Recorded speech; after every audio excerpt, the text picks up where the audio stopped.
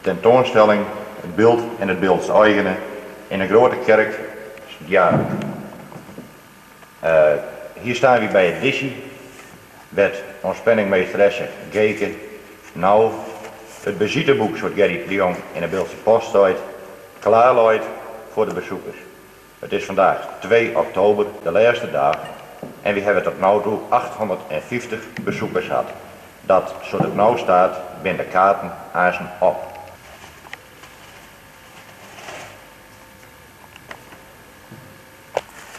Ja, maar hoor. Hier de Heringvloed en de zee voor de ansjovisserij en de slikslee die trokken worden door het slik en we met dat de mensen met bij de botlijn langs gangen. Die Jan en wie schoolhoren aan foto's, aanzichtkaarten en ander spul hebben. Ik denk dat hij de enige in Nederland is die zo'n grote verzameling heeft en het beslaat buiten het beeld van ongeveer 300.000 kaarten, foto's. Hij heeft ook wat dat betreft direct zijn metwerking toezaaid aan de tentoonstelling Het Beeld en Beeldseigene en hij beslaat hier het hele podium van het cultureel centrum de Grote Kerk en Sint-Jabek. En hier komt nog de rest van wat hier in de Grote Kerk door Jan en wie schoolhoren uitgestald is. Het is te veel om op te noemen. Het is te veel om stuk voor stuk allegaar op deze videoband vast te leggen.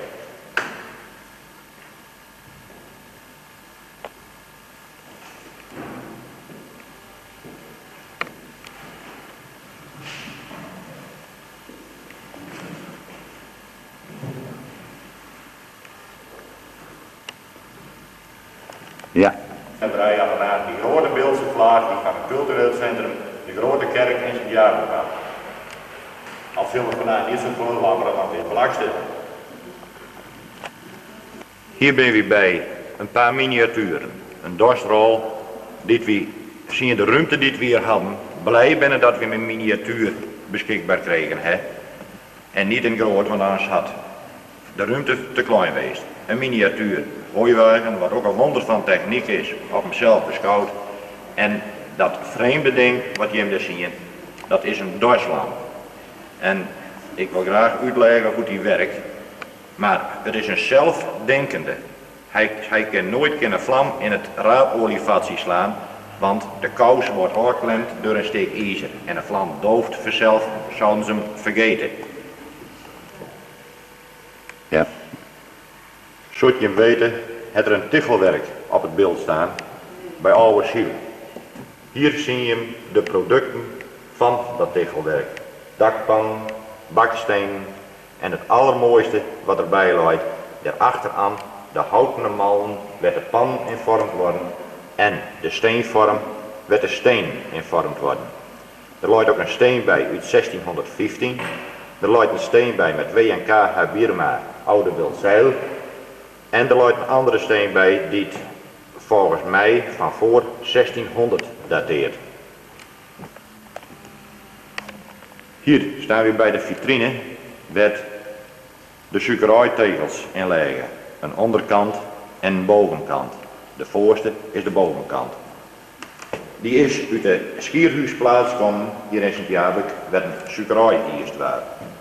De andere dingen die hem erin zien, dat zijn scherven en potten die het in het beeldse grond vonden binnen. De voorste 2 kruken in het oud beeld en die achterste kruk met die pot, die is ook uit het oud beeld gekomen en die stikken die er loopt, die is nou met 3 weken in het bezit van ons en die is in scherfjes aanleverd dat de 3 grootste stikken liggen hier het front. Zoals je hem weet is deze tentoonstelling Het Beeld en het Beeldseigene opzet als een beelddorpentocht. Wij hebben geprobeerd om de foto's boven de stellingen in relatie te brengen tot de afbeeldingen die men aanboort voor deze tentoonstelling. Wij beginnen nou, we houden ziel had van Jan en Wies en we beginnen nou op een nieuwe ziel En we kuieren zo stadig aan de nieuwe dikdel. We gaan even een uitstapje maken naar de opdiek om het schilderij van het groot gat te bezien. We komen bij de man, de welkomstglans, dat hier jammer genoeg bij staat. Ondergang van een welkomst, van een Noordster, die hier ook helemaal in beeld gebracht is. En komen al naar geraden bij het strandhuis van een Bilpaal. Ja, Maar voordat we op het strandhuis binnen, eerst nog even een fotoreproductie van een oudste bekende beeldkaart van 1545 die door Jacob Heres gemaakt is. Om te zien voor de eigenaars van het beeld had er ook alweer een nijstik beeld bediekt worden kon.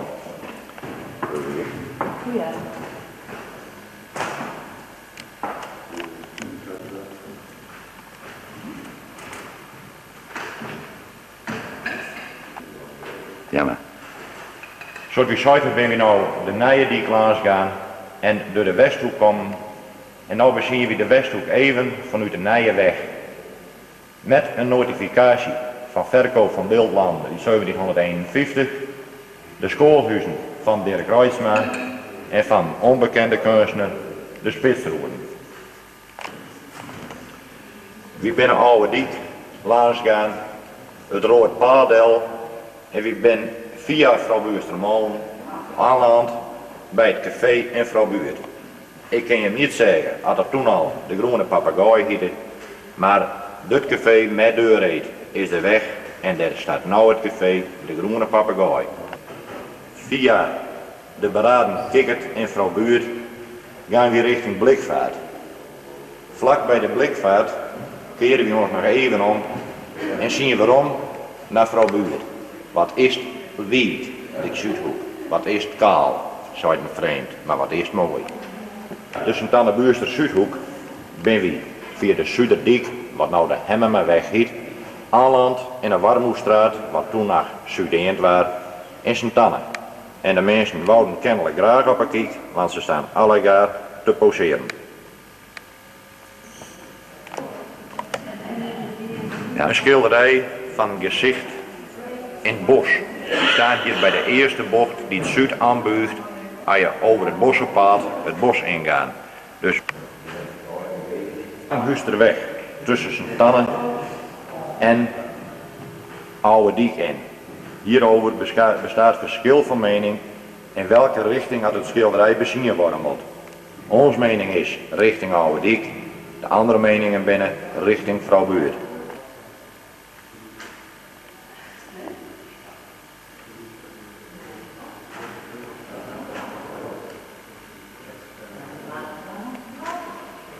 Het oversteend ben we nou zo stadig aan bij de Griekmanstraat beland. Werd in 1843 door jonkheer Andringa de Kempenaar onder architectuur van Thomas Romein het slot gebouwd worden. Het had er niet lang staan, want in 1866 is het alweer afgebroken. Want jonkheer Andringa de Kempenaar waren de hoogst aansloegende in de grondbelasting op het beeld. En kennelijk kon geen zoveel betalen. Ja. De drankbestrijders van Sint-Tanne in 1943, toen ze een revue afgevoerd hadden, op een bovenste foto en op een onderste foto geeft Zevenster het echtpaar Weidema Blom. En waarom, het is een huldiging geweest, maar waarom dat die huldiging correct geweest is, daar binnen meningen ook nog een klein beetje over verdeeld. We hebben al 3 verklaringen gehoord, we zullen proberen de echte te vinden. Alweer een heel mooi hoekje van Sint-Tanne, wat niet helemaal, maar wel voor een deel tot het verleden behoort. In de winter, als de boom beriep binnen, zien we deze niet meer zien, want hij staat er niet meer. Dit is een reproductie van een schilderij dat door Johannes Blanksma geschilderd is. Van het vlak werd aan de Noorderdiek van Sint-Tanne, nou Stadhoudersweg, vroeger 3 molen stond.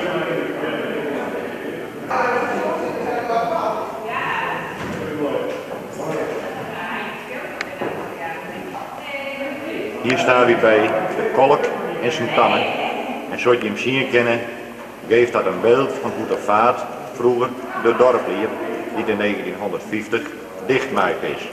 Ik vraag me af, als het nou nagemost, had er dan ook weer een actiecomité komen zou om dat te keren. Hetzelfde plakje in de winter, schilderd door poorten. Wij vervolgen ons Beeldorpentocht en gaan richting Sint-Jabek. Maar voordat we dat doen, zien we nog even naar het oude postkantoor. Als je dit gebouw vergelijken met wat er nou staat, dan moet onze generatie hem schamen dat ze dit gebouw afgebroken hebben en er zo'n vierkante kist voor in plak zetten heeft. De doodgezinde kerk met pastorie en Sint-Anne in vroege dagen.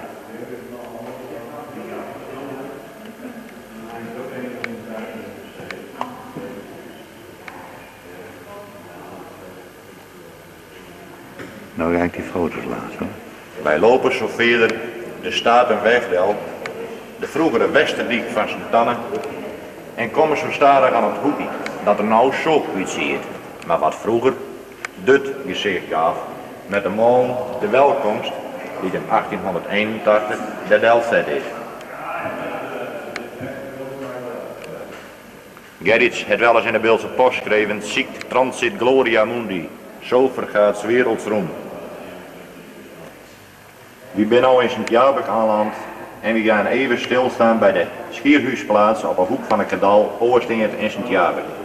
De suikeruittegels die we krijgt vooraan in de vitrine zien he, binnen in deze suikerui eerst wegkomen.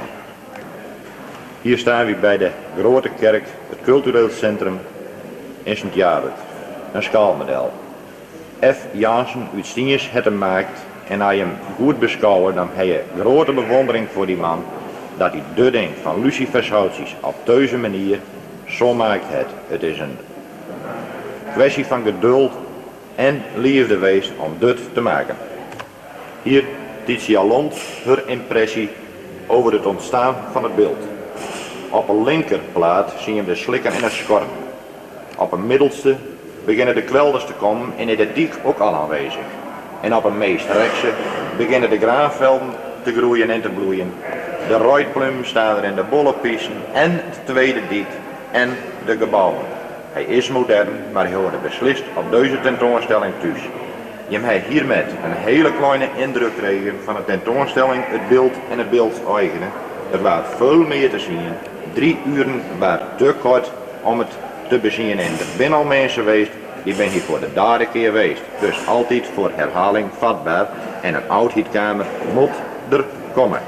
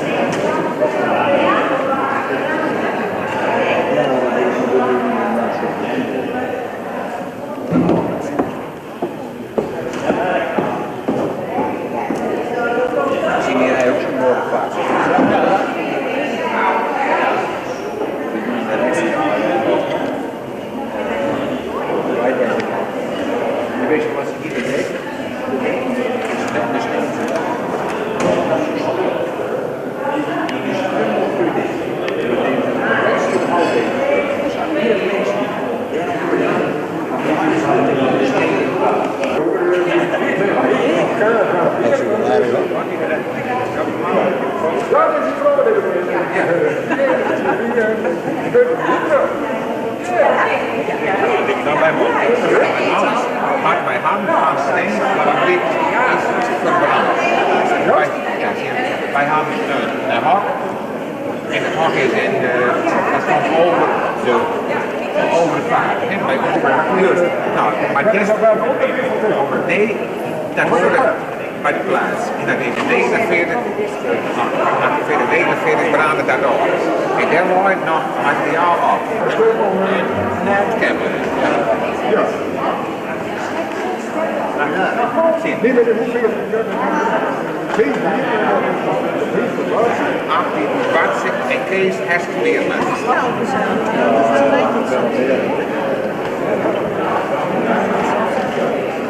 In Bartse staan.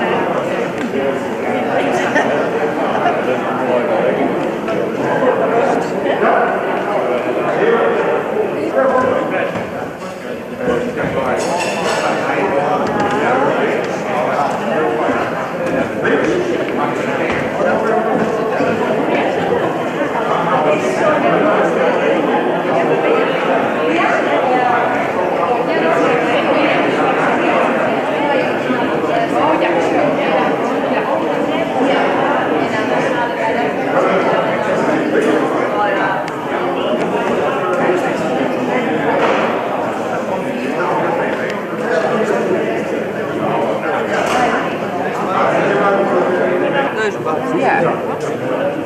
Als je het niet kan helpen, wat zou dus een maal bij Piet staan.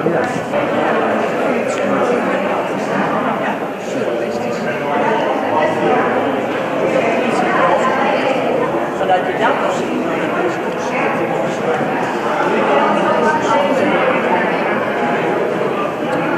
En ik denk niet dat er even is. Ik zit hier te mijn licht voor, bij deze mal, bij het middelste. Ja, nou brandt het rode licht niet. Wat bedoel je dan? Ja.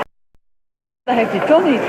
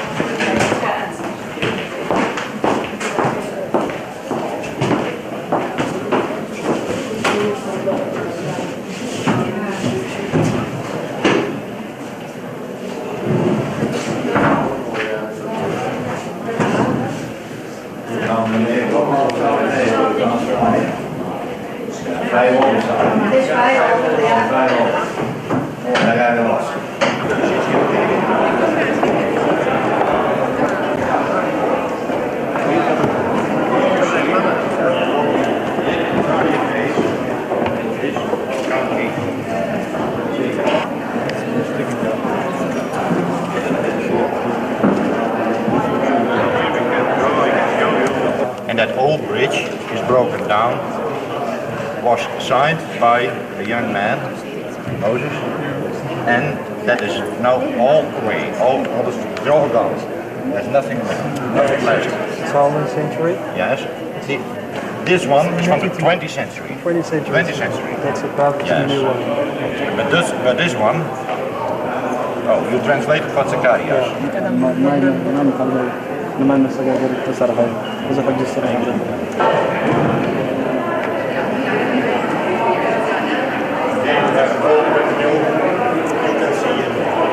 Was his place. Yes, you have the same thing, you see it there.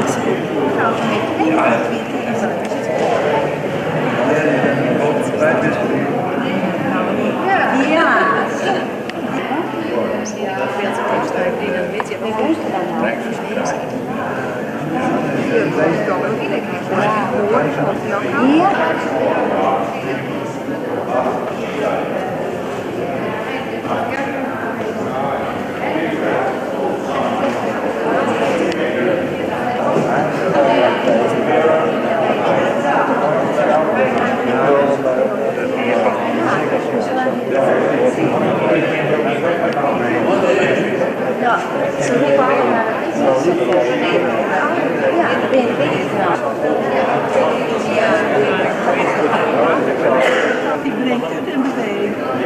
En dan schuift de rak over.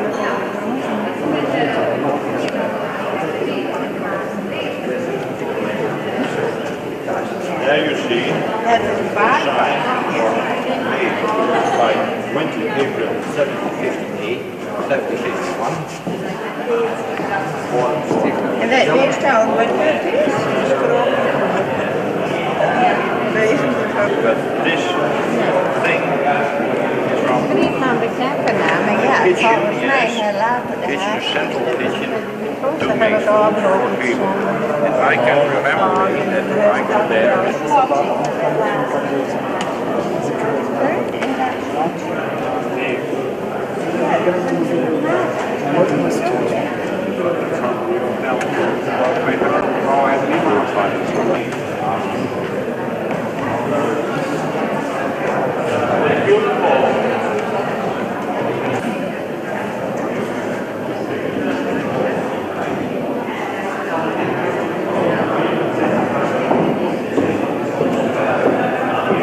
Ja, ik was niet zo in sterk.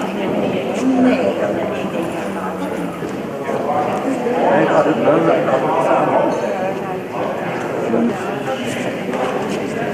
Ja, jongen. Ja, ik kom in beeld dus. Oh,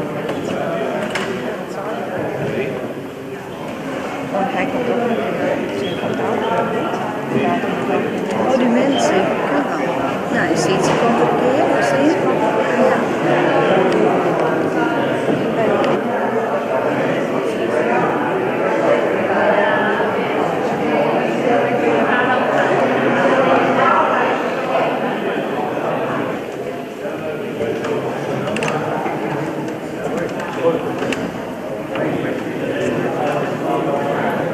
Dat we alles op negatieve zetten.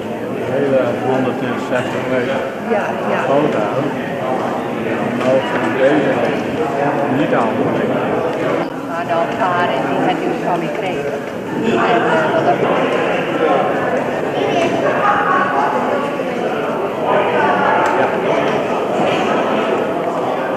snap.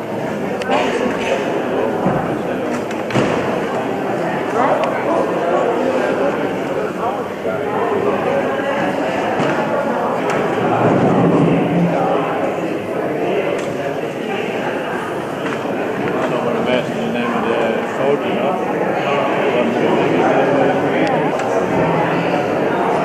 Dan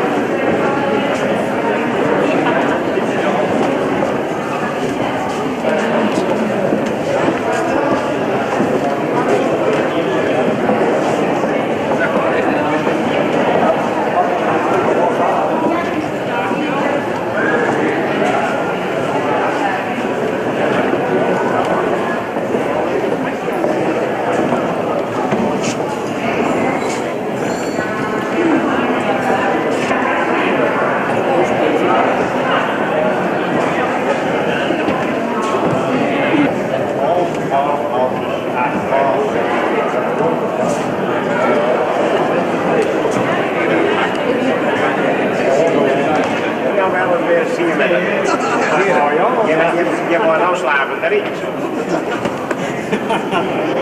Nou niet.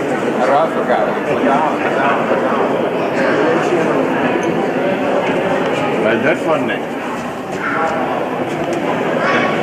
7. Voor de controleur dan het eerste 7. Voor die man die dan komt en dan die baan. Maar dit dan. Zo'n apparaat. Ja? Dat denk ik dat niet altijd maar aan. Ja, dat is waar het modern. Even staan. Oh, binnen. Ja, met geluid. Hoge frequente geluid niet in eerder dan leger. Dus min neemt hij niet en ding neemt hij wel. Dat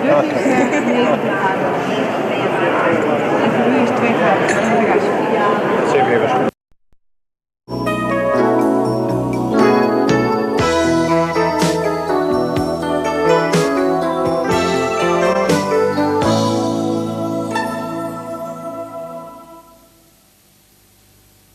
Goedemiddag dames en heren, dag jongens en meisjes, welkom bij deze uitzending.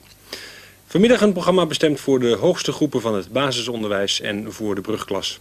Deze keer in de serie Geschiedenis een programma over het nieuwe land met de geschiedenis van het beeld.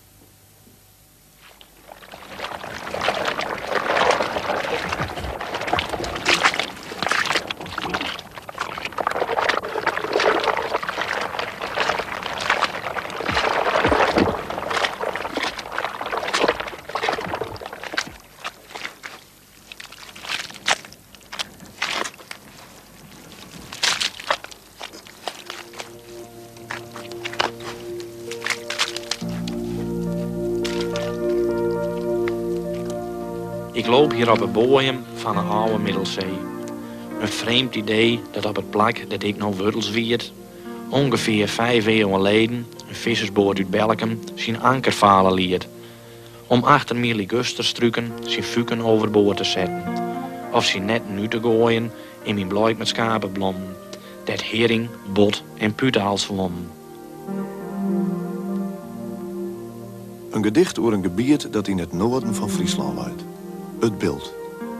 Ik loop hier op het bodem van de oude Middelzee, schreeuwt de Beeldse dichter Albert Tilma. Want lang lien wie je dat nou het beeld luidt, een zee. De Middelzee. Die zee die erom wel een snit staat.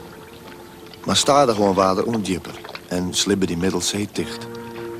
Alleen het pad in het noorden streemde ze nou en dan nog onder water. Mensen hier ook al hele stikken inpolderen. Om loon dat de zee dags niet meer kwam, hingen ze diekenlijn. Dat wie vaak het werk van mensen.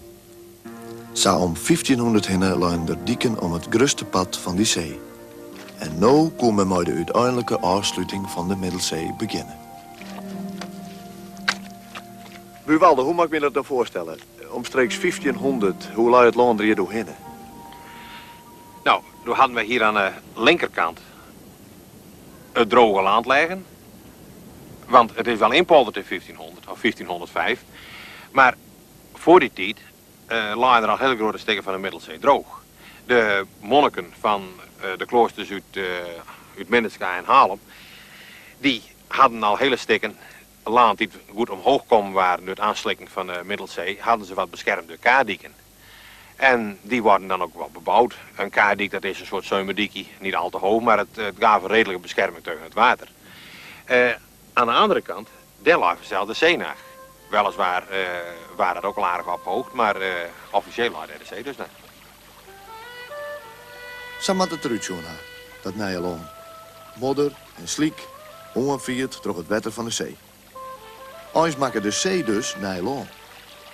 De mensen uit die tijd hadden er belang bij dat het land net meer onder water was. Het wie wel vruchtbaar groen, maar als het heel niet onder zeewater kwam, dan zou het te zout bloeien. In geleerde boeken nemen ze dat gebied wel een uitland geheten Bil. Opbillen, dat betekent doe het oorsliekje van land. En zo is die naam het beeld de dus komen.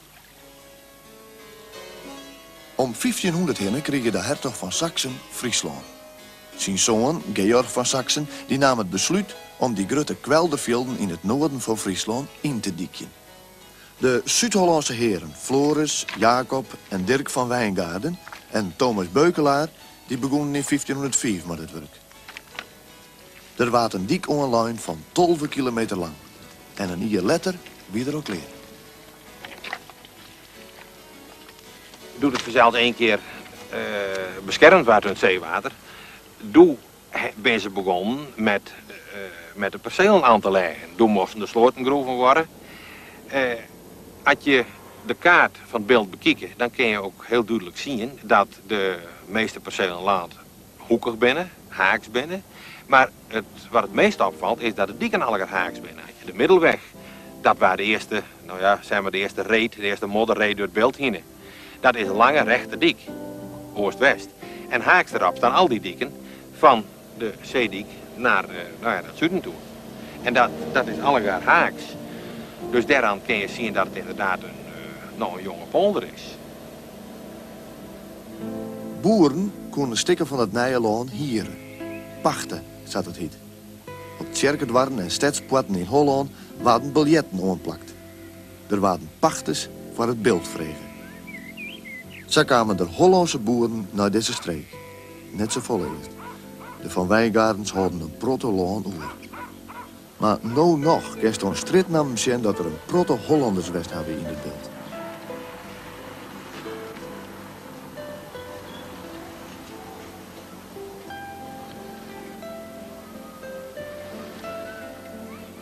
Ook op deze kaart uit 1520 zoals dat er al heel wat boerkerijen weer doen.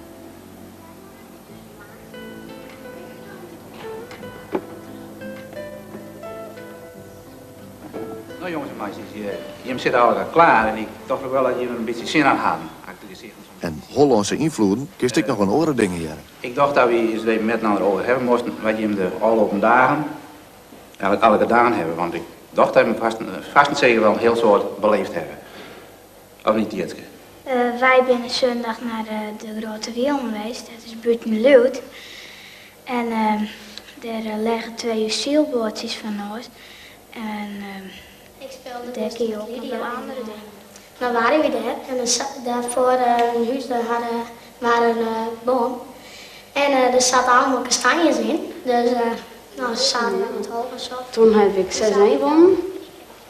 En de derde keer moest ik met een jongen uit Menitska en met 2 jongens uit Sint-Jabek. Tina, welke taal praat je? Ik praat dus beeld. Mijn huid praat en mijn beb praat hij Fries. Ja? Zelf dus allemaal beeld. En daar praat ik altijd beeld? Ja. En op het Zwaalplein, hoe is het dan? Op beeld.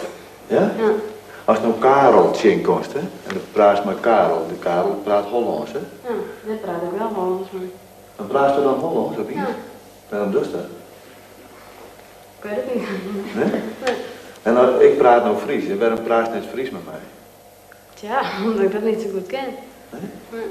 Had je nou bedenken dat het beeld inpolderd is door Hollanders, dat die de polderjongens metgenomen hebben, en ik neem niet aan dat die polderjongens weer omgaan binnen als ze hier 1 keer waren, dat dus die mensen hier de grondslag laat hebben van de taal, dan denk ik toch dat je zeggen mag dat het beeld Hollands is met invloed van het Friese dus. Maar ik van Hilde van producten. Suikerbiet.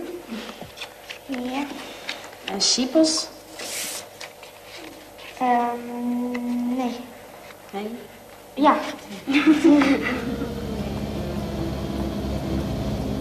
Dwestro die Nijepolder roen een ruchte diek. De Middelweg. Aan die diek kwamen al gauw 3 nije dwarpen te liggen. Wijngaarden, Altona en Keivoek. Zo neemden de meesten die dwarpen. Wij kennen ze nou ooit. Door alle Beeldse dorpen zijn eigenlijk lieke oud. Behalve oude Schiel dan, maar deze dorpen zijn allegaar in het begin, toen het beeld inpolderd is, stichten. Toen zijn er 3 beelddorpen maar bij gekomen en die hieten in het eerst Aas. De dorp hiette dus in het begin Wijngaarden. En dat is noemd naar een plakje in een Alblasserwaard in Zuid-Holland. Dat de meeste beeldbediekers ook wegkwamen. Het is later Sint-Jabek komt te hieten. En toen werd wijd, of liever in het begin, toen er meer mensen op het beeld kwam te wonen, was het nodig dat er kerken kwamen. En dat was nog in een Roomse tijd, want de kerkhervorming begint later. Toen men die kerken ben wijd aan verschillende heiligen. De kerk van De Dorp is wijd aan de apostel Jacobus. Als die oude kaart van het beeld verder volgt, dan komt langs de middelweg bij een oorplak. De eerste bewoners van het beeld neemden dit dorp Altona. Ik werd neemt naar een plakje in Zuid-Holland. Zak is hield iets in dat beeld ze namen, maar die eerste bewoners te maken nam. Later werd dit plak Altona Sint-Anna-parochie. Sint-Anna, zeggen ze in het beeld. Hier op dit plakje ben een soort meisje getrouwd verzeld. Maar één is wel heel bekend worden, beroemd worden die getrouwd is, no? Ja, dat was Rembrandt. Die is getrouwd met Saskia van Uilenburg. En hoe trof hij nou Saskia van Uilenburg? Kwam die hierbij? Die kwam oorspronkelijk van de staat, van Leeuwarden. Daar was haar huidburgemeester. Maar toen haar beide ouders overleden waren, dan waren ze dan bij de ene broer en dan bij de andere zuster enzovoort. Maar Gerrit van Loo, die was secretaris van Beeld, die woonde hier achter de kerk van dit punt uit Bezien in het rechthuis. Die was secretaris van Beeld en dat was haar voogd. Dus vandaar dat ze hier in deze kerk, of liever de voorganger van deze kerk, trouwd binnen.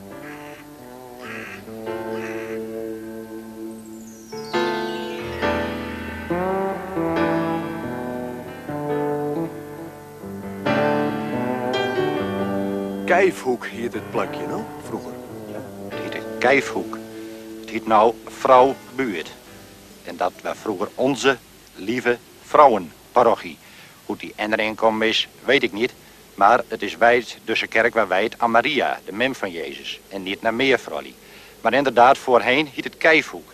En dat is naar een plakje uit de Zwijndrechtse Waard, vlakbij Dordrecht, tussen Dordrecht en Barendrecht in. En hier is hetzelfde bij Magie en liep het bij die Orendwarpen, no? Die naam is bij verdwenen. Kijfhoek is verdwenen. En het is Vrouw Buurt worden. Die middelweg die roem dus terug het laan heen, dat krijgt indieken weer. Deze diek wie om dat nieuwe laan heen lijn. De oude Beeldiek. Het wie net zulke hege dieken als dat we nou hebben. En het badde ik wel eens dat de diek terugbruts. In die diek werd ik een sluis bouwd.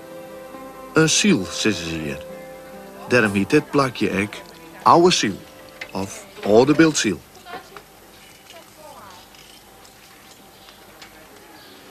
Kist nou eens zien dat er grote dwarren in deze ziel zitten had.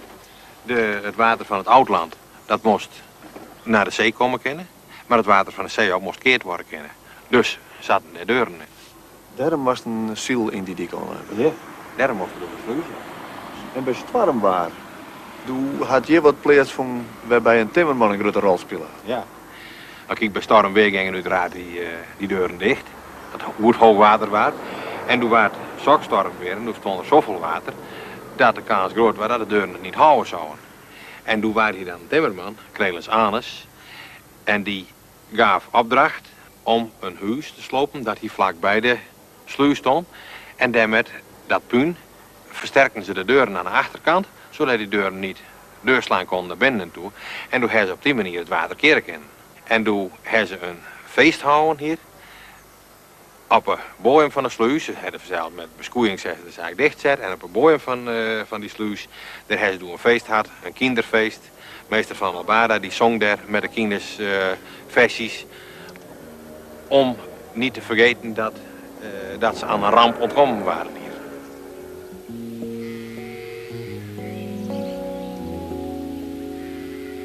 De oude Beeldiek. Boeten die diek ging het oorslikje van Nijlaan terug. Toen er weer een heel stuk van dat Nijlaan zo wat droeg kwam te lezen, laan ze daar ik weer een diek omheen. De nieuwe Beeldiek. Dat weer in 1600.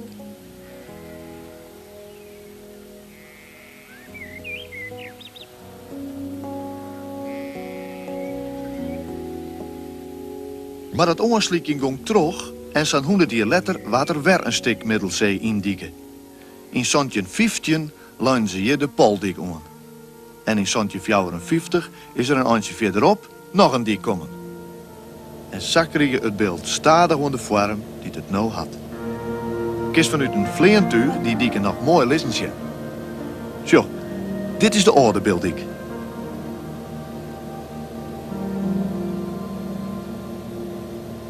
De nieuwe beeldijk.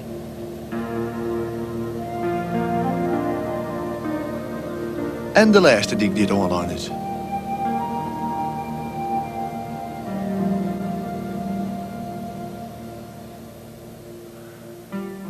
Ik sta hier in een heel groot veld van suikerbieten. En suikerbieten die worden op het beeld een heel soort verbouwd. En ik siepels en tarwe en jerpels. Nou, die jerpels, daar wil ik het met je zo aan. De eerste 200 jaar dat het beeld bestier is, van 1500 tot 1700, toen wien je nog geen jerpels. In 1750, toen verbouwden de boeren voor het eerst deze plant. En hoe zou het nou best bij boer Wassenaar hier op het beeld, doet ze op een jong voor het eerst jerpels eten.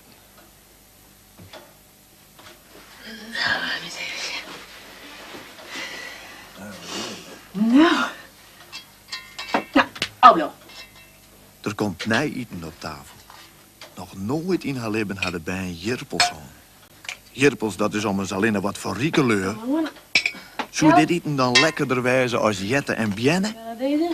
Nou, als het even kan.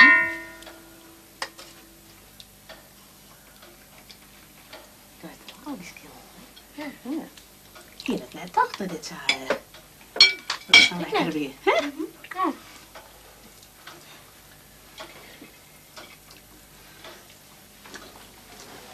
Ik mis het. Nou, besef.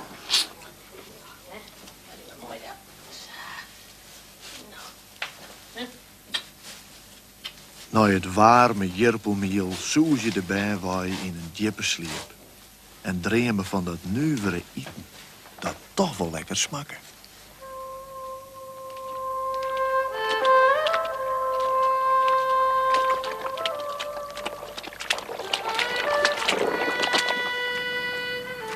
Ik nou weer luidt boeten de laatste die dit online is, nylon. Maar de meesten hadden natuurlijk erbij wat holpen. Sliekwerkers hadden die. En in het sliekwerkje wie zwierwerk. Dit is een slikslee. En die gebruikten ze dus vroeger bij de slikwerkzaamheden. Dat waren dan de stokjebaas, die had dan meestal zo'n slikslee. En die ging dan met, zoals ik nog zeg, het schuiven waar het slik over. En dan zette hij de rijen uit. Je moet zo kijken. Een stokjebaas, wat is dat dan? Nou, dat was een man die een 30 man onder hem had. Dat waren dan de slikwerkers. En hij was dan de man die het werk voor hen uitzette, dat zij met beginnen moesten te greppelen. Dus hij zette voor hen de greppels als het ware uit. Zij maakten greppels van 2 meter breed. Oh, dat is groot. Hier weg, zeg maar even, ja. Tot hier aan toe. Ja. Dat is 2 meter en daar hadden ze een bepaald systeem. Ze deden als het ware alle jaar 1 spit zo naar achteren toe. Ja? Ja. Dat waren de lijnen die ze aanhouden moesten. En nummer 2 van de ploeg, een ploeg bestond uit 8 man, die begon hier weg en die spitte dit eruit. En dat kwam dus erop te liggen. Dat kwam op een akker te liggen. Juist, ja. He, tussen de greppels in zat 10 meter en dat waren de akker. En dus waren 8 man bezig en ze spitten zo'n greppel uit op 40 centimeter diep. Dus ik zit nu op 20 ja. En dan gingen ze, als ze hem uit hadden, dan gingen ze nog eens een keer een spitleger en dan zaten ze daar. Ja. Uiteindelijk moet je het zo zien, ze hadden dan riesdam bij de kant langs en dan die greppels. En die riesdam en die greppels waren er ook voor om het water rust te geven. Dus door de rust kwam dan de fine deeltjes, de klaaideel, kwam fijn te vallen en dat vormde het slik.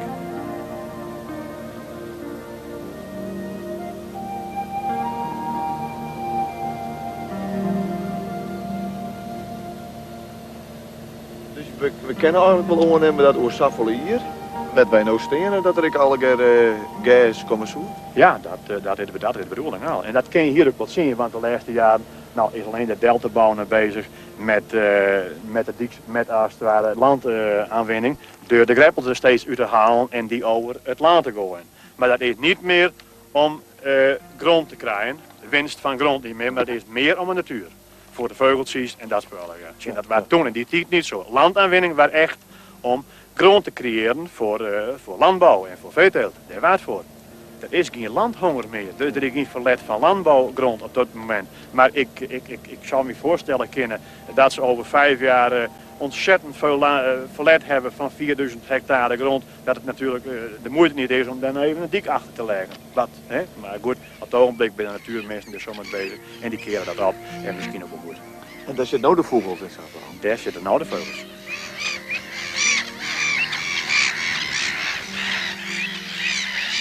Dan hebben we hier iemand staan die al een zien. De slekwerker, hè? Ja. Waarom hadden mensen dit beeldje deel zetten? Kijk, het beeld is inpolderd door de polderjongens uit Holland. Die hebben hun werk gedaan. Die hebben met het scheppie en met de kruiwagen hebben ze die dikke light. Dat is de ene kant van het verhaal. De andere kant van het verhaal is dat in de 30er jaren, doet er een prot werkelozen waar hier op het beeld, dat men hier achter dik werkte om te proberen een stukje land aan te winnen. Die mensen stonden hier 8 uur achter elkaar in het slik te graven, geulen graven, land aanwinnen. En die 2 dingen hebben ertoe bijgedragen dat dit beeld gekomen is. De slikwerker. De slikwerker uit 1500, de slikwerker uit 1930. Een soort eerbetoon aan die mensen. En dit is dus als eerbetoon aan die 2 categorieën van mensen. Het gedicht wat erop staat vind ik ook prachtig. Hier op een watten, wereld van water en slik, won hij land uit zee. In weer en wind, schep voor schep, monnikenwerk.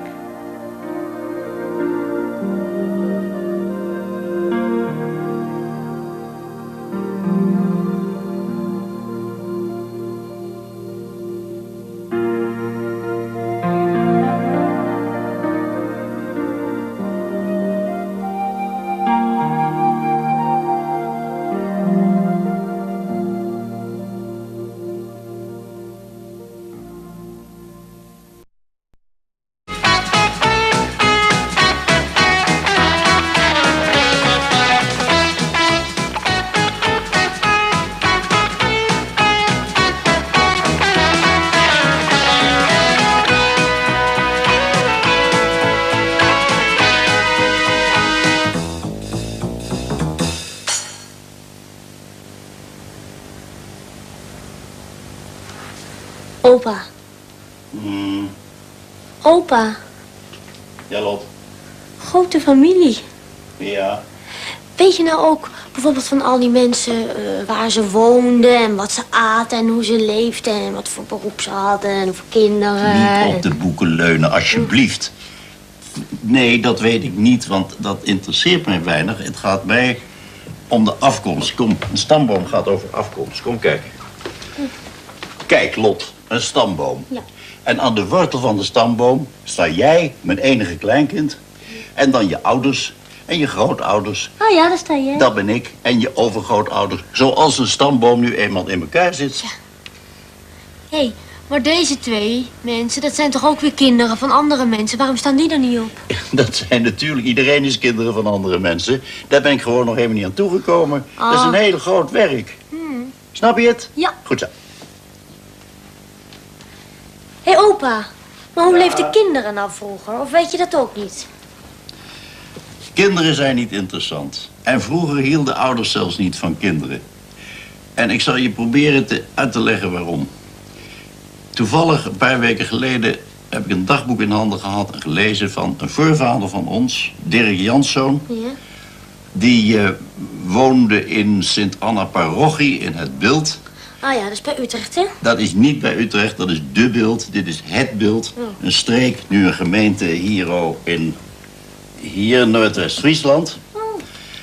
Die had 5 kinderen. En die 5 kinderen zijn allemaal, voor ze 1 jaar oud waren, overleden. Ja, dus je kunnen niet allemaal dood zijn gegaan, want anders dan waren wij er niet, toch? Ze zijn wel allemaal dood gegaan, want het is nu 400 jaar later. Maar ik begrijp precies wat je bedoelt. Dus ouders hadden ook niet de mogelijkheid om van kinderen te gaan houden. Het merendeel ging dood. Maar ja, het is er toch wel, vind ik, om over de kinderen die dan wel zijn blijven leven bijvoorbeeld, hè, zo van vroeger, iets meer te weten. Dat is toch interessant? Van, wat deden ze? Gingen ze naar school? Ja, of... ja, interessant. Wat let je? Ga naar Friesland. Ik heb je net gezegd dat het dagboek vandaan kwam. Zoek het zelf uit.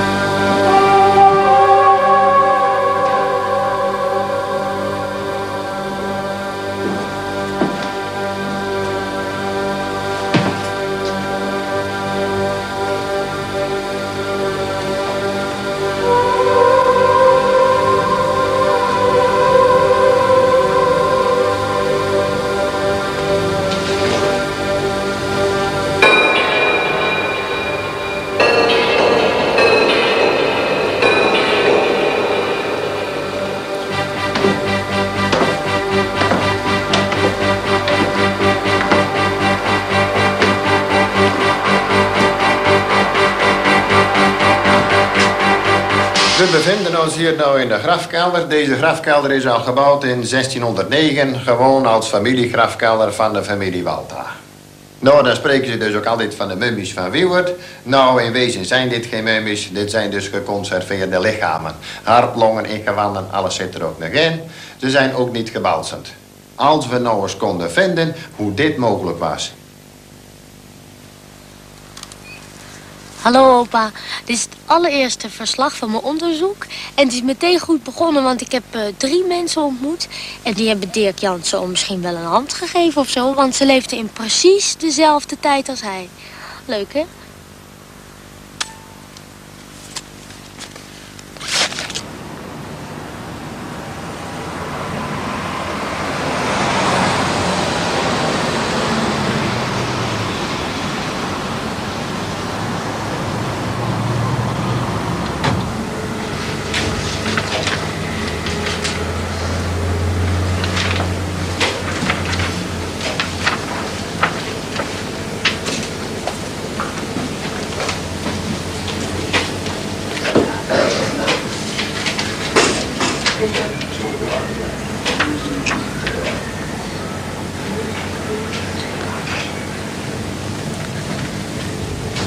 Mevrouw?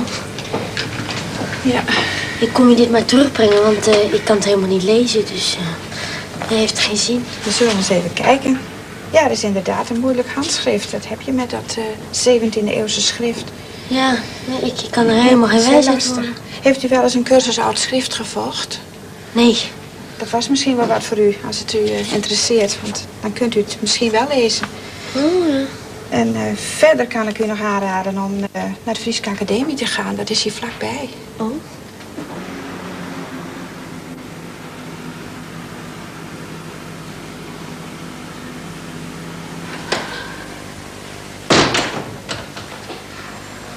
Dag mevrouw. Met u. Kan ik u misschien even helpen? Ja, ik wilde vragen of er iemand is die mij iets kan vertellen over een dagboek van een boer die hier 400 jaar geleden woonde. Ja, zal ik even Wiebe Bergsma bellen. Wacht u even. Ja.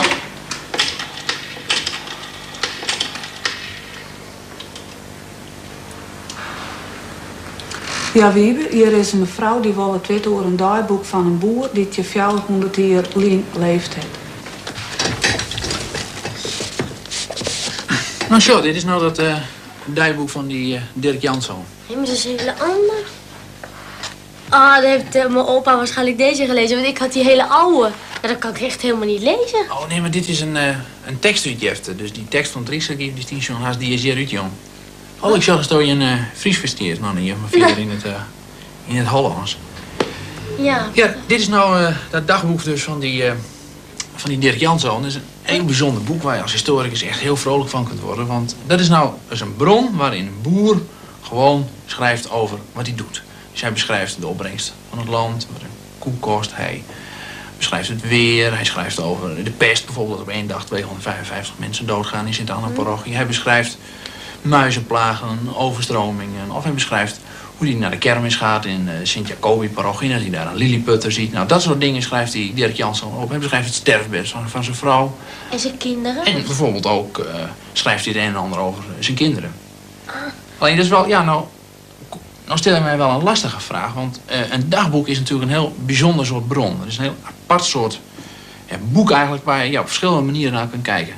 Kijk, ik stel me zo voor dat als jij een dagboek zou bijhouden, dan schrijf je niet op, vandaag heb ik snert gegeten en gisteren heb ik stampot gegeten en eergisteren aten we zuurkool met spek. Ja. Dat schrijf je niet op. Maar ja, ik stel me zo voor een keer met je opa en oma uit eten gaat en die trakteren je op, nou ik noem maar wat, gerookte zalm of geflambeerde reerug.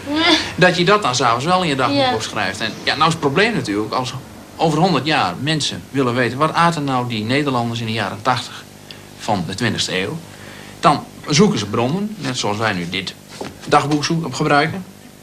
Dan vinden ze jouw dagboek en dan zien ze maar één keer, hé, geflambeerde reerug. Ja. En nou is de vraag natuurlijk, aten ze geflambeerde reeruggen? Of, nou, dat probleem heb je ook een beetje met het dagboek. Dus het gewone schrijft zo'n boer dan weer niet op. Dus hij schrijft niet zo vaak over zijn kinderen. Ouders die hielden toch vroeger ook helemaal niet zo van hun kinderen?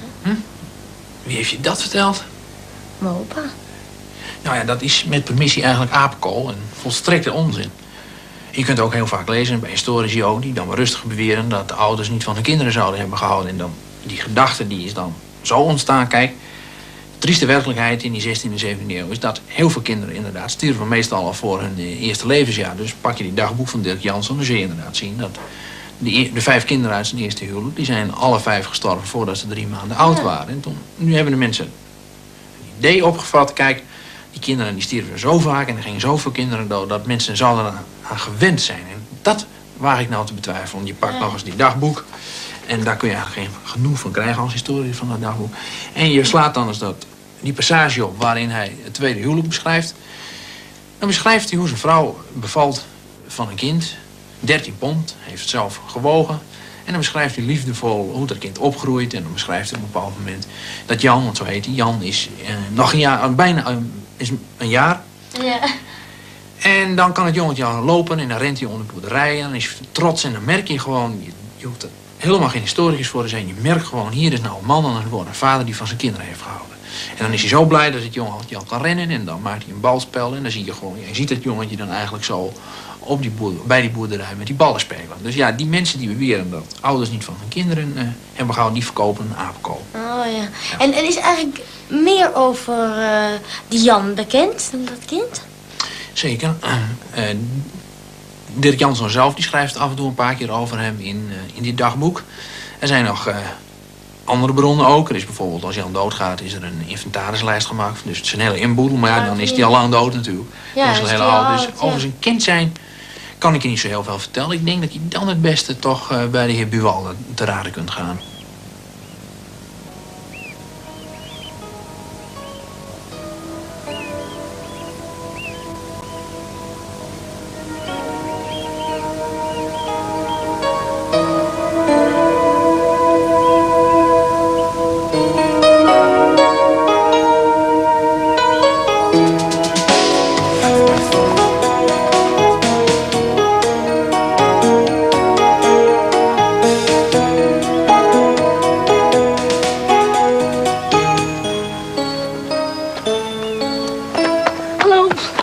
Mag ik even wat vragen? Jawel.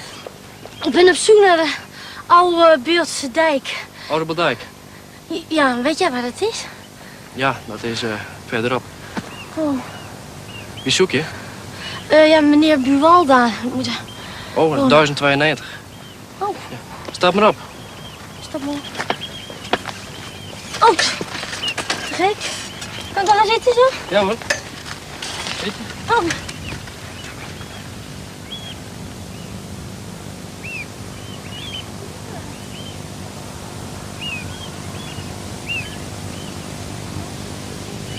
Meneer Buwalda, bent u een echte Fries?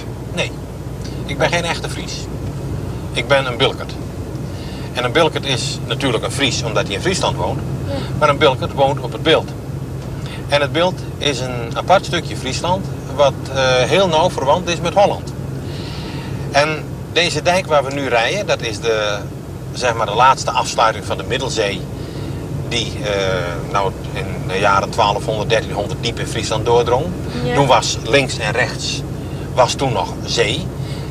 Maar in 1500, 1505 zijn de polderjongens gekomen uit Holland en die hebben deze dijk aangelegd. Ja, dus Dirk Janszoon was eigenlijk een Hollander. En zijn zoontje Jan waren Hollanders. Ja, Dirk Janszoon was natuurlijk direct, of vrijwel direct uit Holland afkomstig. Ja. Dat was dus helemaal echt een directe Hollander. Maar Jantje, zeg maar, een beelde. Jantje was dus een geboren Wilkert en het was zeker geen Fries.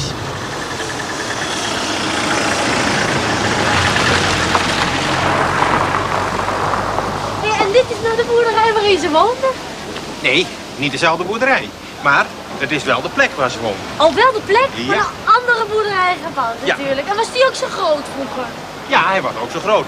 Oh. Want al dat graan dat moest daarop geslagen worden. Dus dat moest wel een hele grote hoogte zijn. Maar dit was wel anders, hè, vroeger? Ja, dit was natuurlijk heel wat anders. Ah. Want in de laatste 50 jaar is er veel meer veranderd dan in de 300 of 400 jaar daarvoor. Allemaal. Ja, daar ben je. Helemaal niet. Ja, best. Dan zullen we er ook even naar achter kijken. Dit zijn bieten. Daarachter tarwe. Aardappelen verderop en gerst. Ja. Maar als je dan het dagboek leest, dan kun je weten wat hij verbouwde. Dat was tarwe, net als nu, Ja. haver, gerst, oliehoudende zaden, zoals raapzaad, koolzaad en daarnaast natuurlijk erwten en bonen. En daarnaast had ik nog vee. Oh ja. Oh, dat hebben ze nou niet meer volgens mij, want ik heb helemaal geen beesten gezien. Nee, vee hebben ze niet meer. Vee moest toen zorgen voor de mest. En daar gebruiken ze nu kunstmest voor. Dus koeien hebben ze niet meer nodig. Nee. Hij heeft wel eens 2000 muizen gehad. Hoi. Hij, deze boer? Nee, deze natuurlijk niet. Oh, die van vroeger. Ja, Die van vroeger. Ja. Ja, zeker. Die had hij in de schuur, in de winter. Die hebben bijna al zijn tarwe opgegeten. Oh, vreselijk. Nou, het is hier wel een heel erg mooi uitzicht, hè? Dit uitzicht is uniek. En dat is hetzelfde uitzicht wat ook Jan gehad heeft vroeger. Ja, zeg. Schitterend, hè? Nou.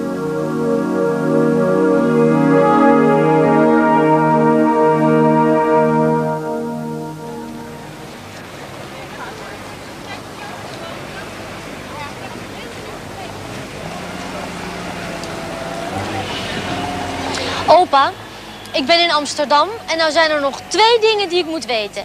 Ten eerste, wat voor kleren droegen ze vroeger? Nee, wacht even, dat is ten tweede. Want ten eerste, hoe ging het vroeger toe met de geboorte? Maar, nou eerst, ten tweede.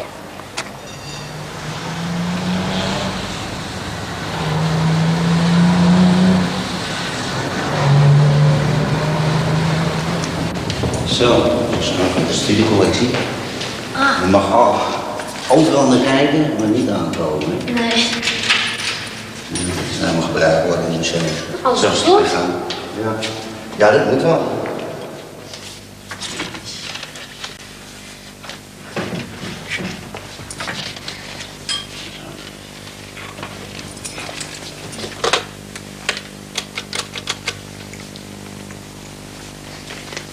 Topman. Ja. Ja, ik meld eventjes dat ik in de studieverzameling ben. Ja, met oog op de letter. Ja? Oké, doe.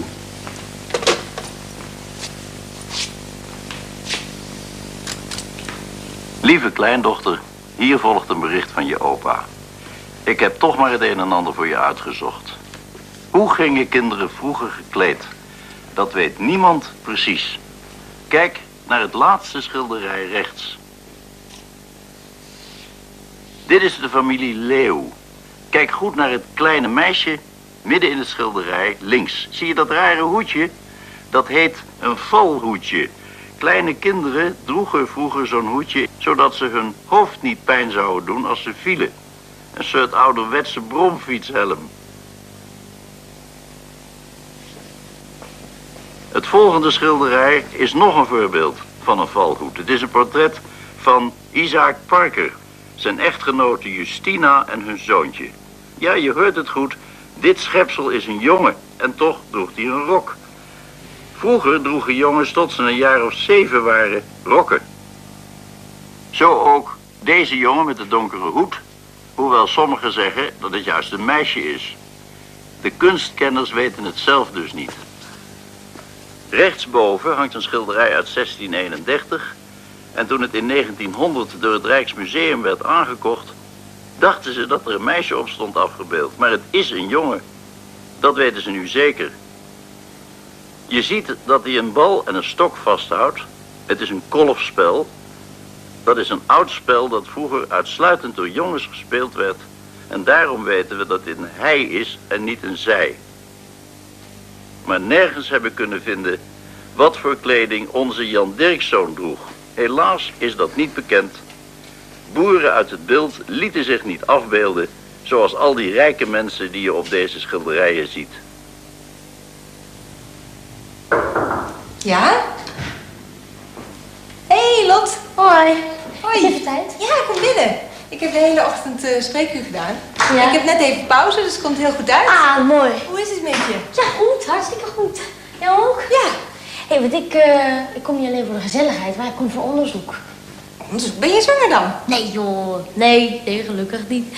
Nee, maar ik doe onderzoek Oh. naar een jongetje en dat leefde in de 17e eeuw. En daar heb ik allemaal dingetjes over zitten uitzoeken. Maar er was nog één ding wat ik wilde weten en dan dacht ik, dat moet bij jou zijn. Van hoe ging het nou eigenlijk vroeger met geboortes? Toch heel anders, denk ik. Kinderen worden altijd op dezelfde manier geboren. Ja, hoe kinderen worden geboren, dat weet ik ook wel. Maar dat bedoel ik ook niet. Ik bedoel meer zo eromheen. Zo'n vroedvrouw, wat jij... Nee, maar dat bedoel ik ook. De vroedvrouw die riep de baakster, de baker. En die kwam haar assisteren. En nu is het nog steeds zo. In Nederland bevallen heel veel vrouwen thuis. Ja. En dan, als de weeën beginnen, dan wordt de vroedvrouw geroepen. Tegenwoordig wordt zo'n vroedvrouw dan verloskundige genoemd. Ja. En die roept dan ook de kraamverzorgster. Dat is eigenlijk de moderne baker. Ja, ja, een soort hulp. Een hulp. En dan wordt de baby, als alles goed is, thuis geboren. Ja, maar bijvoorbeeld vroeger gingen, nou, ik weet niet hoeveel, maar heel veel kinderen dood. En moeders ook, hè? Al die verhalen van die moeders dood. Ja, maar dat lag niet zozeer aan de geboorte als wel bijvoorbeeld de tijd daarna. Er was veel meer kans op infectie. Dat de moeder heel erg ziek werd of dat het kind koorts kreeg. De viezigheid gewoon. Ja, of als het kind er niet uit kon komen, daar hadden ze vroeger nog geen oplossing voor. Maar nu hebben ze daar een oplossing voor om het kindje alsnog eruit te halen. Hè? Dus nu, dat is dus een groot verschil, is het veel veiliger geworden. Ja, ja. Maar een ander verschil is dat vroeger bevielen de vrouwen zittend op een stoel. En daarna is er een tijd geweest dat de vrouwen gingen liggen. Hè? Ja. Om te bevallen. Dan kwam het kindje er liggend uit. Ja. Maar nu, de laatste 10 jaar, zijn de vrouwen weer gaan zitten. Kijk maar, je moet hier deze stoel... Ook even zitten. Ja, probeer maar. Kijk, deze stoel, dat is echt een oude baarstoel. Die werd Dat zou vroeger lekker gebruikt. wezen. Ja, die zit niet zo lekker. Nee. Maar nu vallen vrouwen tegenwoordig op zo'n krukje. Oh, klein. Oh. Zie je dat? En dan moet je je benen een beetje bij doen. Want je moest, Oh ja. als je moet bevallen, dan moet je heel hard drukken. Kijk, dan zit je zo op de kruk te persen. En dan komt het baby er zo uit. En dan vangt de vroedvrouw de baby op en die geeft het dan aan de moeder. Ja. Ja? Hey. Oh nee, we zijn toch maar aan het kletsen. Hoe is het, Els? Heerlijk, lekker. Ben je weer zwanger? Nee, zeg niet. Kom even Yildiz laten zien. Oh, nou. Dit is Lot. Hey, Yildiz. Hey, het is groot geworden, Els. Mag ik er eventjes? Een leuke Yildiz. Hoi. Nou, dan zal ik je nog eens even wat anders laten zien. Wat ze vroeger deden, was direct na de geboorte gingen ze het kind helemaal inpakken in lappen. En soms deden ze de armpjes er ook zo helemaal in. Maar dat doe ik nu niet, want dit kindje is al wat ouder. Maar ze dachten dat je dan goed recht groeide. Ja. En ook bijvoorbeeld het hoofdje zwachtelden ze in. En dan was het tegen flaporen. Eerlijk, waar. Ja. En wat ze ook dachten, was dat op die manier de boze geesten buiten het kind gehouden werden. Dus het was ook een beetje eigenlijk een bijgeloof tegen, tegen toverij. Wat een toestand, zeg. Arme kinderen. Maar dus, ja, dat lijkt me echt verschrikkelijk. Want dan ligt zo'n kind, die ligt alleen maar zo. Dan kunnen dus helemaal niks meer doen. Dag en nacht, zeker. Ja, dag en nacht. Ja? Nou, zo zag die kleine Jan er dan waarschijnlijk uit waar ik het de hele tijd over heb.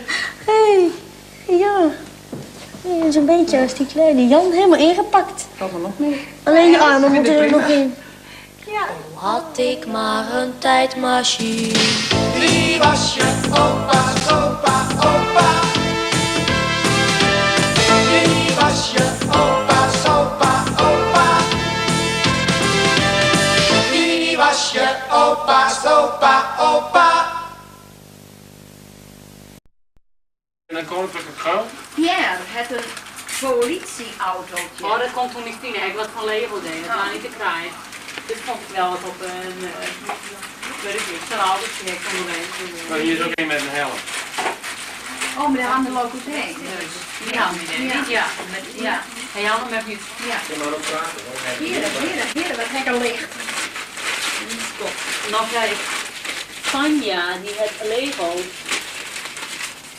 Lego heb je een aanbieding. Ja, het wordt steeds mooier. Ik wil straks aanzien met een stripje maken. Nee, we hebben alle pakjes daar gedaan.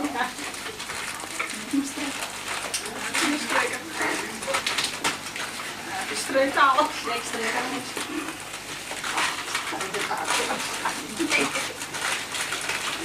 Nou, een boek. Deze keer komt op zijn kop, is een boek. Een of andere. Is er geluid bij? Ja.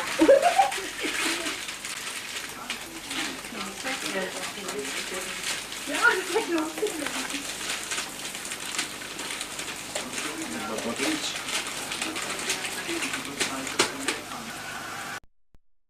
Ja, Als jij dat in je vinger staat, dan kan het vaak. Dat andere ook. Dat wist ik nooit. Dat had ik goed gevolgd, want het waren niet van dit. Precies. Nou lach je. Dat vind ik niet leuk. Met een streekjes weten.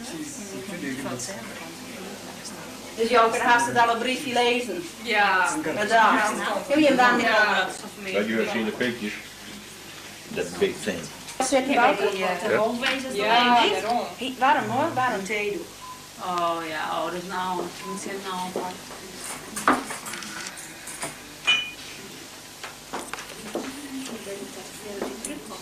Nou, die komt heel ver. Die komt over de oren. Ja, die is de eerste jaar. He rent more than 4,500 houses. Ja. 4,500. Ja, dus mijn dochter weer al. Ik was zo door daar. Dat is ook nog wat. Ja.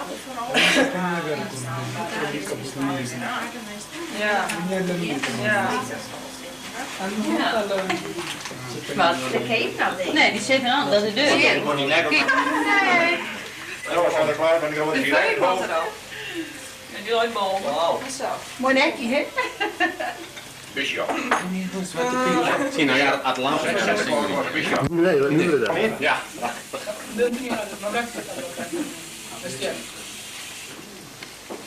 Ja, ken ik vast? Ja. Ik ga nog een hele grote meid eruit zo.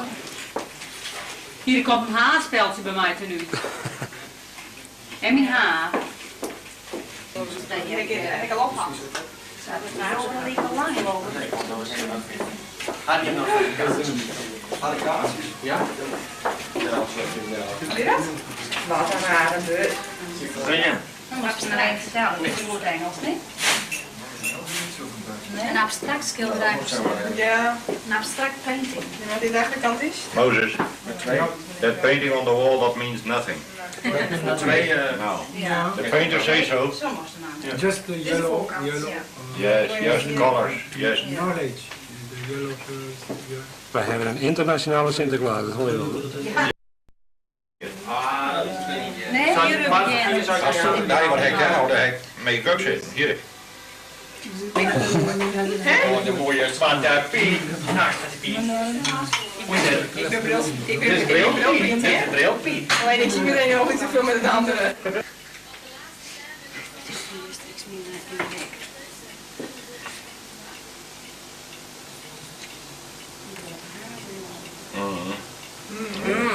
Je moet er wat voor, hè? Nou. Of komt die meid er overheen? Vond je wat veel mooier? We hebben veel mooie spul. Ik ken die heel superkie. Ik ken die heel superkie. Ik moet nog een geld niet aansteken, dan mag zijn er waar. Wij zien hem in haar erachter. Ja. Nou, even de leer. Nou, hier, deze moet maar Er komt ook zo'n ding aan. Daar hoort die chef. Die worden op het rode mantel, hè? Die worden op de rode mantel. En dan wordt er gewoon een keertje eroverheen. Ik moet ook nog naar die Iraniërs toe, hè? Dat meen ik er mee nou hoor. Ja, maar die dromen echt de Sinterklaas, niet dat meen ik toch? Ja, die meent dat Sinterklaas echt waren. Dat hebben ze vertellen moeten dat het ook even de vingers zoeken. Die Iraniërs, die andere vluchtelingen, die weten dat Sinterklaas echt... Draagt trouwring. Juist wel. Van ja. Het rietje moet hij nog vast? Moet er nog een keer... Nee, ik red het zo wel. Ik ga nou... Oh, maar jullie hebben met de buurtvereniging ook veel, hè? Ja. Ik heb een paars eieren gezocht. Met alle kinderen. En een tremmel, dat was hij ook weer voor.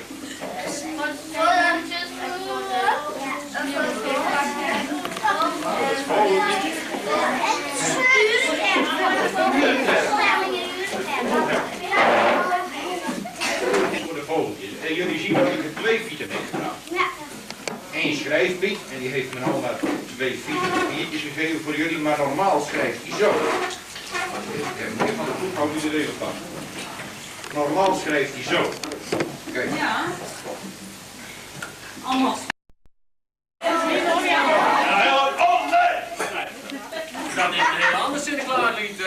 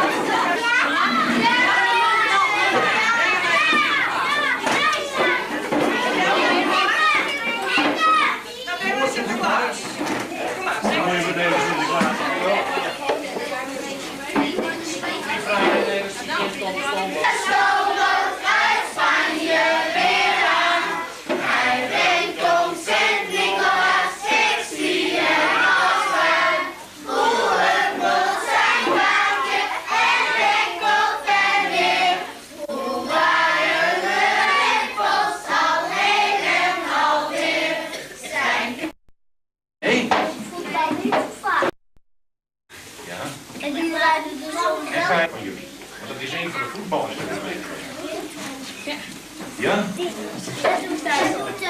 Wie het ook doet, maak je dat niet, maar dan doen we niet weer. Akkoord? Je krijgt het fout worden, doen we niet weer. Ja. Dat doen we. En jullie ruimen de stem. Afgesproken? Ja, ja, Sinterklaas, ja. Jullie allemaal bij. Wel even tijd voordat u weer naar Spanje rijdt.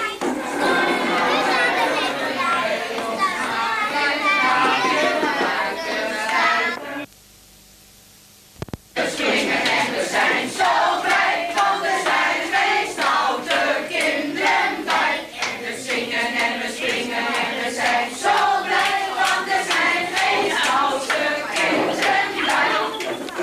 Voor de gerommel op het dak. Nee, wat is dat? Neem mij vol.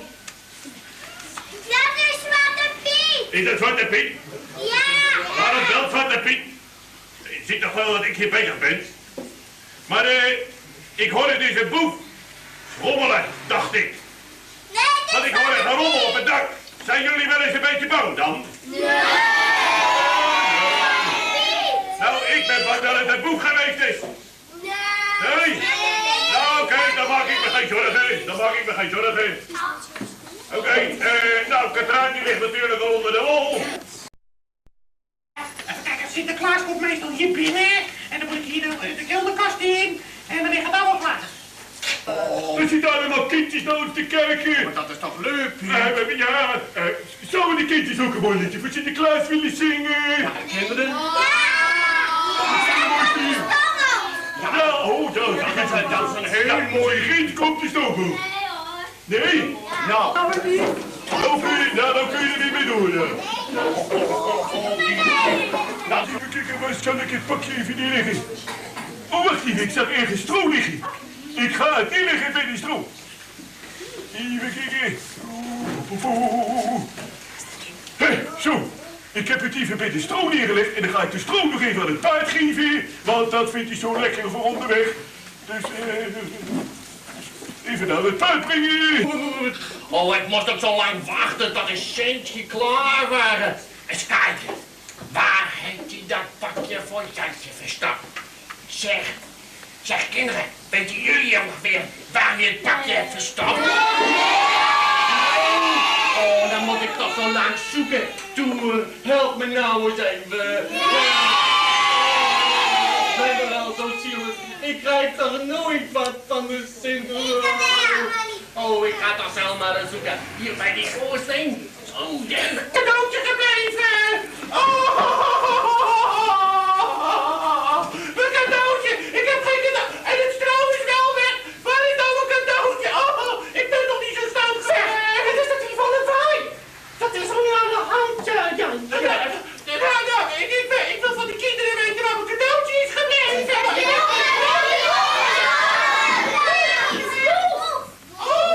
Hoor je dat? Is dat de waarheid? Dan zeggen dat de Sinterklaas, dat de boef met Sinterklaas cadeau heeft meegebracht. Is dat waar, kinderen? Ja! Wat gemeen! Klaas, wel boef. Had ik beter de hele nacht op kunnen blijven, dan was dit niet gebeurd.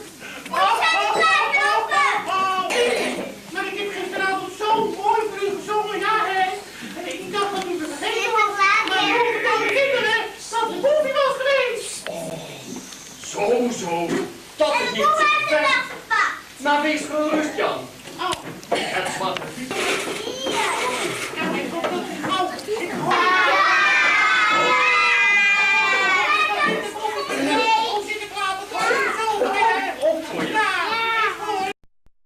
Heb jij bij Jan? Je zo mee, hè? Alsjeblieft. Nee, dit is niet de Jorre. Dit is voor Johannes. Ja, Johannes.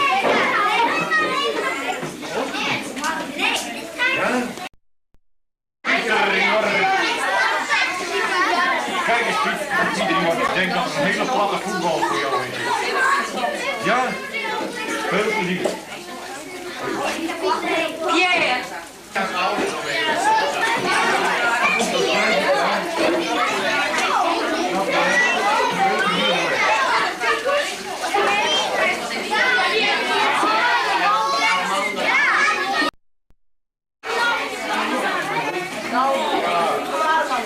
Kijk eens aan, alsjeblieft. Pak hem maar gauw uit.